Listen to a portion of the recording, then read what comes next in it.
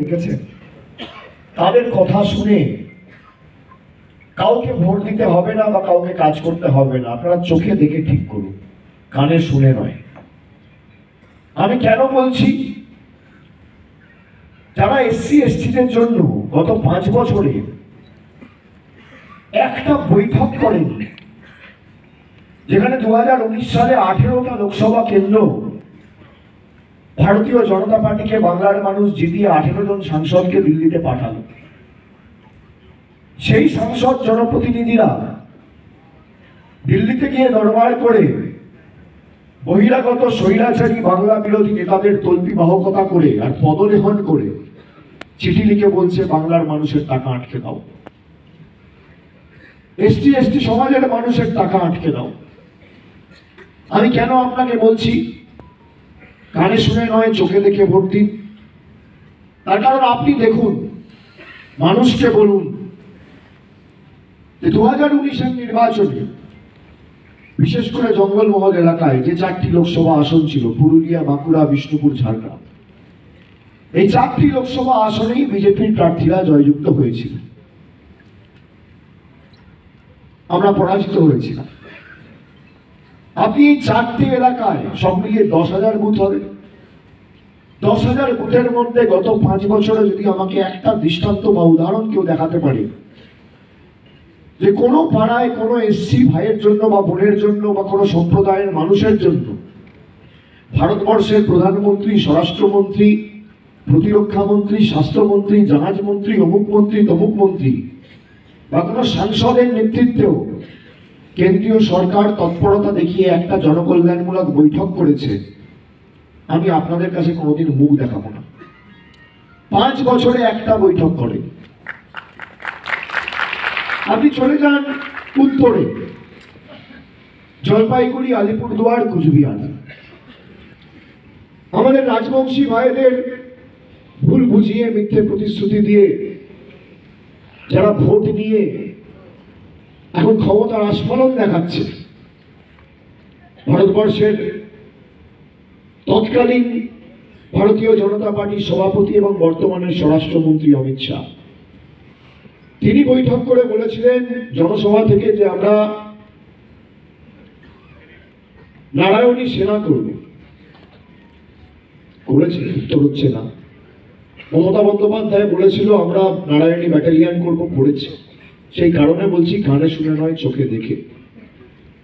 যারা আমাদের মুখের ভাষা বোঝে না, ঠাকুর পঞ্চানন বর্মাকে বলছে পঞ্চানন বর্মন, রবীন্দ্রনাথ ঠাকুরের জন্মস্থান বলছে শান্তিনিকেতন। নিজেদের প্রচার করতে গিয়ে শান্তিনিকেতনের ফলক থেকে রবীন্দ্রনাথ ঠাকুরের ছবি, নাম সরিয়ে দিয়েছে, মুছে দিয়েছে। সেখানে ওয়ার্ল্ড ইউনেস্কো হেরিটেজ যে স্বীকৃতি শান্তিনিকেতন পেয়েছে, তার প্রচার করতে গিয়ে কবিগুরুর নাম মুছে দিয়েছে, ছবি মুছে দিয়েছে। কার নাম রয়েছে? ভারতবর্ষের প্রধানমন্ত্রী। এটা বাংলার প্রতি অপমান নয়? যারা স্বামী বিবেকানন্দর প্রতি কুরুচিকর মন্তব্য করছে, বিজেপির রাজ্য সভাপতি, সে বলছে অর্ধশিক্ষিত।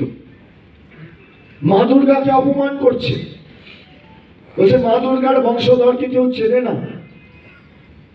আপনারা অস্বীকার করতে পারবেন এই বিজেপিকে আমরা বাংলা বিরোধী কেন বলছি?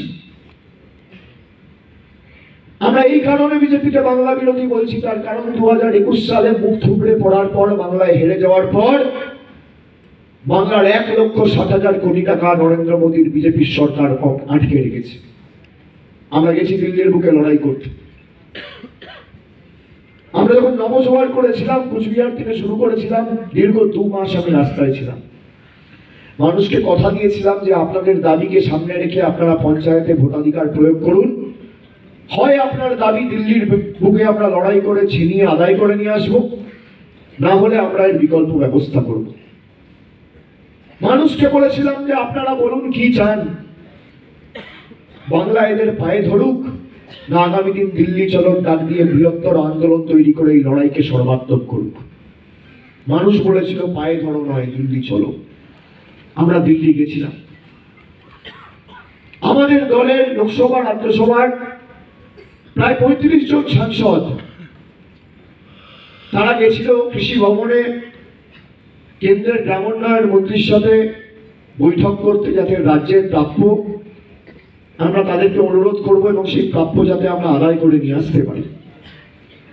আমাদের টেনে হিঁচড়ে কৃষি ভবন থেকে চুলের মুঠি ধরে বার করে দেওয়া হয়েছে।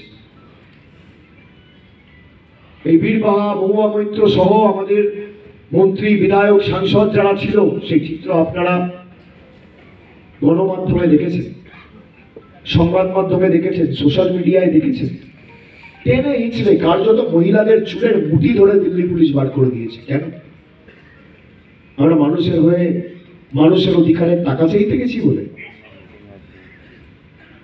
পরবর্তীকালে তার 2 মাস পরে মমতা বন্দ্যোপাধ্যায় আবার দিল্লি যান, প্রধানমন্ত্রীর সাথে বৈঠক করেন, যে অন্যায়ভাবে জোর জবরদস্তি গায়ের জোরে আপনারা আমাদের রাজ্যের অধিকারের টাকা আমাদের থেকে জোর জবরদস্তি ছিনিয়ে নিয়ে দিল্লিতে আটকে রেখে দিয়েছেন, যাতে বাংলার মানুষকে আপনারা ভাতে মারতে পারে। প্রধানমন্ত্রী বলল, আমি দেখছি অগ্রাধিকার দিয়ে, দরকার হলে রাজ্য সরকারের তরফ থেকে কিছু আধিকারিক এবং কেন্দ্র সরকারের তরফ থেকে কিছু আধিকারিক বসে বৈঠক করবে এবং এই সমস্যার সমাধান বা প্রতিকার যত শীঘ্র সম্ভব আমরা করব। সেই বৈঠক হলো 2023-এর ডিসেম্বর মাসে। আমরা ডিসেম্বরের খুব সম্ভবত 17 বা 18 তারিখ সেই বৈঠক হয়েছিল। আমরা 1 মাস অপেক্ষা করলাম, 1.5 মাস অপেক্ষা করলাম। পরবর্তীকালে মমতা বন্দ্যোপাধ্যায় রেড রোডে আবার ধর্নায় বসল। ফেব্রুয়ারি মাসের 2 তারিখ এবং 3 তারিখ তিনি সিদ্ধান্ত নিলেন যে অনেক বার এদের কাছে মাথা নত করেছি, এদের দয়া দাক্ষিণ্যে আর বাংলা বেঁচে থাকবে না।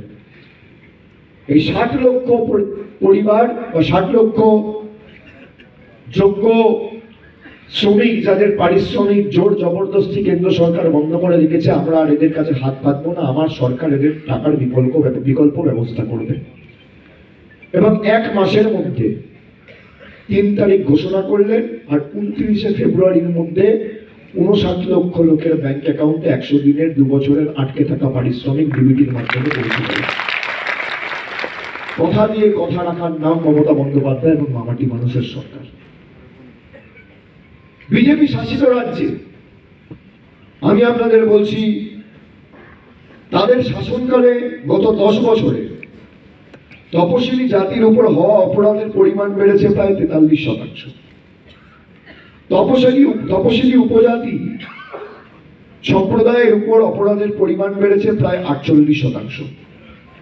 প্রতি মুহূর্তে, প্রতিদিন বিজেপি শাসিত রাজ্যগুলিতে 6 জন তপশিলি জাতিভুক্ত মহিলা ধর্ষিত হচ্ছে। প্রতিদিন তপশিলি উপজাতিভুক্ত প্রায় 13 জন মহিলা ধর্ষিত হচ্ছে বিজেপি শাসিত রাজ্যে। এই হচ্ছে ডবল ইঞ্জিন সরকারের নমুনা। আর সেখানে স্বরাষ্ট্র মন্ত্রকের অধীনে থাকা এনসিআরবি তথ্য পরিসংখ্যান পেশ করে বলছে, ভারতবর্ষের মধ্যে সব থেকে সুরক্ষিত শহরের নাম হচ্ছে কলকাতা। আমরা কাজে করে দেখিয়েছি, বড় বড় ভাষণ দিয়ে নয়। যেভাবে আপনাদের নিপীড়িত, বঞ্চিত, লাঞ্ছিত, অত্যাচারিত, শোষিত, অপমানিত করে রেখেছে এই বিজেপি সরকার,